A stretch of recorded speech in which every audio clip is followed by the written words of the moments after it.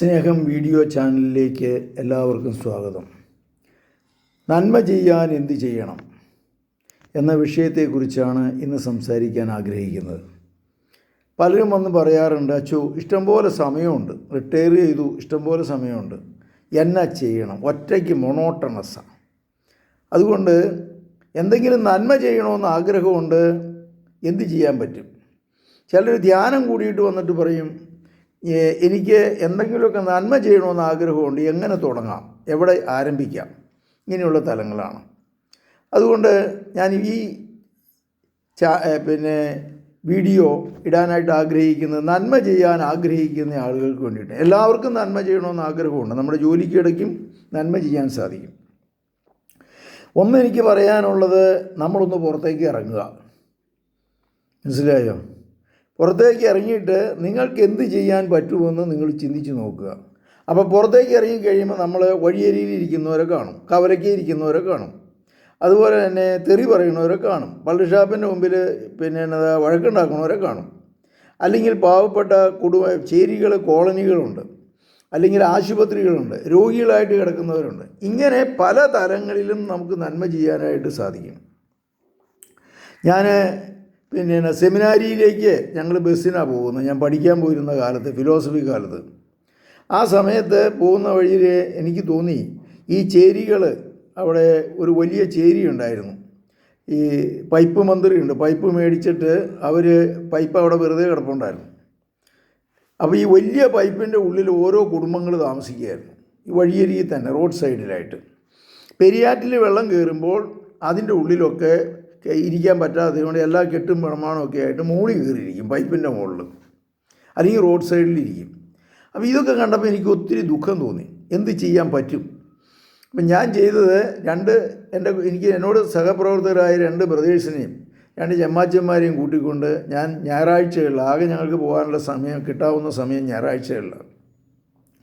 ഞായറാഴ്ചകളിൽ 3 മുതൽ 5 വരെ അവിടെയുള്ള പിള്ളേരെല്ലാം കൂടെ 2-3 മരത്തിൻ്റെ ചൂട്ടിലായിട്ട് കൂട്ടും. അപ്പോൾ 1-ാം ക്ലാസ് മുതൽ 10-ാം ക്ലാസ് വരെയുള്ള പിള്ളേർക്ക് ഞങ്ങൾ 3 ബ്രദേഴ്സ് കൂടിയിട്ട് ട്യൂഷൻ പഠിപ്പിക്കാൻ തുടങ്ങി.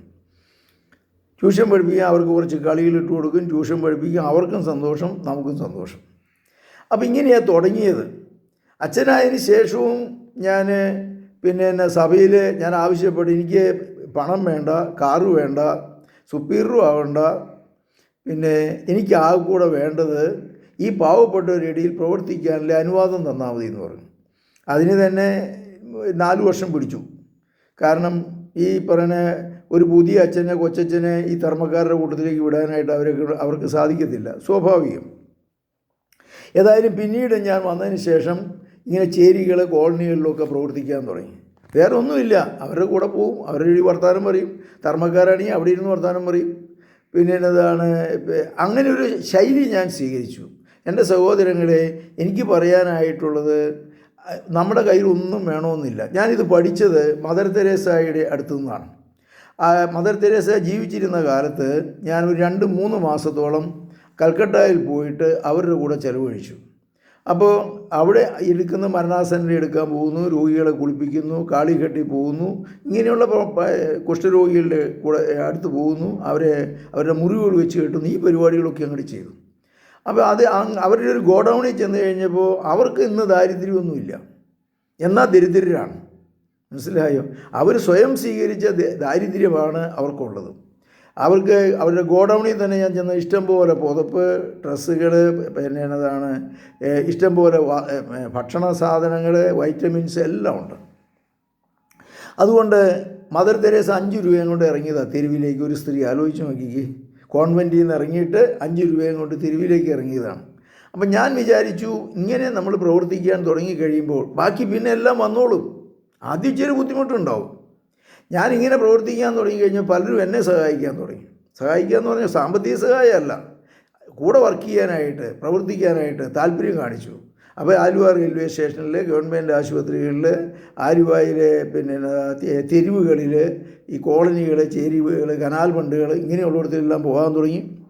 അങ്ങനെ പോകാൻ തുടങ്ങിക്കഴിഞ്ഞ് അച്ഛനായതിന് ശേഷവും ഞാൻ സഭയിൽ നിന്ന് പൈസ ഒന്നും മേടിച്ചിട്ടില്ല, 10 പൈസ ചോദിച്ചിട്ടുമില്ല. ആ കൂടെ ഒരു അച്ഛൻ കൊണ്ടുവന്ന് എനിക്കൊരു 100 രൂപ തന്നു. അന്ന് അത്രയേ ഉള്ളൂ. പക്ഷെ ബാക്കി പലതും നമുക്ക് പ്രവർത്തനങ്ങളായിട്ട് പിന്നെ നമുക്ക് ചെയ്യാൻ സാധിക്കും. നമുക്കൊരു ആത്മാർത്ഥമായ ഒരു ആഗ്രഹം ഉണ്ടായാൽ മതി. ഞാൻ അവിടെ തന്നെ 2 സ്ഥാപനങ്ങൾ തുടങ്ങി. പിന്നെ പാവപ്പെട്ടവർക്ക് വേണ്ടി ചേരി കോളനി ഒരു സോഷ്യൽ സെൻറ്റർ തുടങ്ങി. പിന്നെ മദ്യപാനികളായിട്ടുള്ള വ്യക്തികൾക്ക് വേണ്ടി ഒരു സെൻറ്റർ തുടങ്ങി. അവിടെ പിന്നെ എന്നതാണ് ഒരു 45,000-ഓളം പേരെ ഞാൻ അവിടെ രക്ഷപ്പെടുത്തിയിട്ടുണ്ട്. മദ്യപാനികളായിട്ടുള്ള വേശ്യ കോളനിയിൽ പോയിട്ട് ഒരു 10-35 വേശ്യകളെ രക്ഷപ്പെടുത്തിയിട്ടുണ്ട്. ഇങ്ങനെയുള്ള ഈ പിന്നെ പ്രവർത്തനങ്ങൾ നമുക്ക് ചെയ്യാൻ സാധിക്കും. ഒരു 105 വീട് പണിതിട്ടുണ്ട്. അതൊക്കെ എനിക്ക് ഒരു അത്ഭുതമായിട്ട് ഇപ്പോഴും തോന്നുന്നതാണ്. പിന്നെ കാരണം എന്താണെന്ന് വെച്ചിട്ടുണ്ടെങ്കിൽ നമ്മുടെ കയ്യിൽ 10 പൈസ ഇല്ലാതെ എങ്ങനെ 105 വീട് പണിയണത്? അപ്പോൾ പിന്നെ എന്നതാണ്, ഇതൊന്നും ആഗ്രഹിച്ചതുമല്ല, നടക്കുമെന്ന് വിചാരിച്ചതുമല്ല. ആ പാവപ്പെട്ടവരെ ഓർമ്മിച്ച് പ്രാർത്ഥിച്ചു. അത് കഴിഞ്ഞ് ഞാൻ ചുമ്മാ എൻ്റെ എന്നോട് ഇഷ്ടപ്പെട്ട അച്ഛന്മാർക്ക് കത്തെഴുതാറുണ്ടല്ലോ. ഞാനൊരു അച്ഛനൊരു കത്തെഴുതി, ഞാനിങ്ങനെ പ്രവർത്തിക്കുന്നുണ്ട്, എനിക്ക് വേണ്ടി പ്രാർത്ഥിക്കണം, അത്രേ ഉള്ളൂ.